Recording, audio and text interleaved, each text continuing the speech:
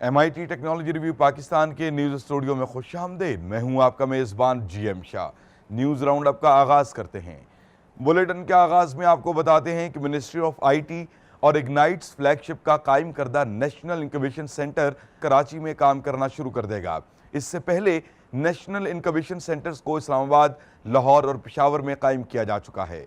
बताया जा रहा है कि बहुत जल्द इस सेंटर को कोयटा में भी कायम किया जाएगा। याद रहे कि इसका मकसद पाकिस्तानी स्टार्टअप्स की हौसला अफजाई करना है। और अब आपको बताते हैं कि चीन में दुनिया का पहला ऐसा बैंक खोला गया है जिसमें सिर्फ रोबोट अफसरान मुख्तलिफ उमूर अंजाम देते हैं। ये चाइना कंस्ट्रक्शन बैंक की एक ब्रांच है जहां चेहरे की शनाख्त, वर्चुअल रियलिटी और मसनूई ज़हानत समेत जदीद रुझानात को इस्तेमाल किया गया है। इसके साथ साथ इस बैंक में इंसान नुमा रोबोट्स भी आपकी खिदमत के लिए हाजिर हैं। और अब बुलेटिन के आखिर में आपको बताते हैं कि सिंगापुर के माहिरीन ने एक ऐसा रोबोट तैयार किया है जो सिर्फ 9 मिनट्स में ही कुर्सी तैयार करता है। इस रोबोट में 3D कैमरा और उंगलियां नस्ब की गई हैं जो इसे दुरुस्तगी के साथ काम करने में मदद देती हैं। माहिरीन का कहना है कि ये रोबोट फर्नीचर तैयार करने वाली मार्केट में अहम किरदार अदा कर सकता है।